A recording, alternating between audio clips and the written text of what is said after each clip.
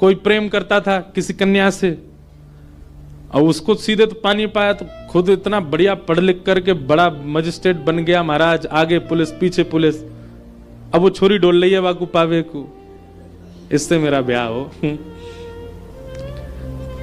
ठीक वैसे ही ये बात शास्त्रीय है कि ठाकुर जी को पाने के लिए आप केंद्र बिंदु ठाकुर जी को मत रखो चित्त में कि उनको मुझे प्राप्त करना है। ठाकुर जी को जो जो प्रिय है वो सारे गुण मेरे भीतर आ जाएं ताकि ठाकुर जी को मैं प्रिय लगूं।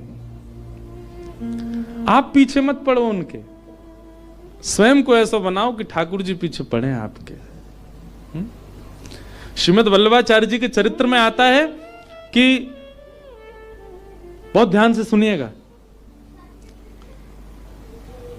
श्रीनाथ जी जब प्रकट हुए ना, तो पहले श्रीनाथ जी की भुजा प्रकट हुई, और भुजा प्रकट होने के बाद में सद्दू पानी की गैया रोज जाती थी, अपना संपूर्ण दुग्ध वहीं बहा करके आ जाती थी। तो सद्दू पानी ने देखा मेरी गैया कहां जाती है, जाकर के देखा तो गिरिराज शिला में केवल भुजा निकली हुई है।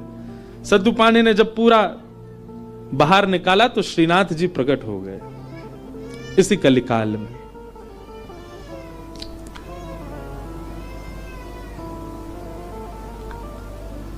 तो सद्दू पानी ने ठाकुर जी से प्रार्थना की कि ठाकुर जी आपके लिए क्या लाऊं मैं, आप क्या पाएंगे, क्या व्यंजन लेंगे, क्या भोग प्रसाद लेंगे, आप विश्वास मानेंगे। हमारे श्री जी बाबा श्रीनाथ जी उन्होंने कहा, बोले हे सद्दू पाने, जब तक मेरे श्रीमद् वल्लभाचार्य जी नहीं आएंगे तब तक मैं केवल दूध पीऊंगा। ठाकुर जी ने पयोव्रत किया, भक्त भगवान के लिए व्रत करता है, पर ठाकुर जी ने व्रत किया कि जब तक वल्लभाचार्य जी नहीं आएंगे मैं केवल दूध पीऊंगा।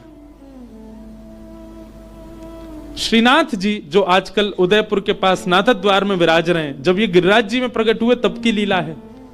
इस बार हमारे लाल जी का उत्सव नाथ द्वारा में ही है, श्रीनाथ जी में 11 से 17 जनवरी।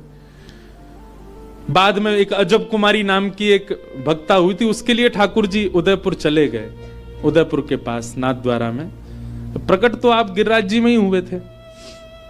तो ठाकुर जी कितने वर्षों तक केवल दूध पी करके रहे।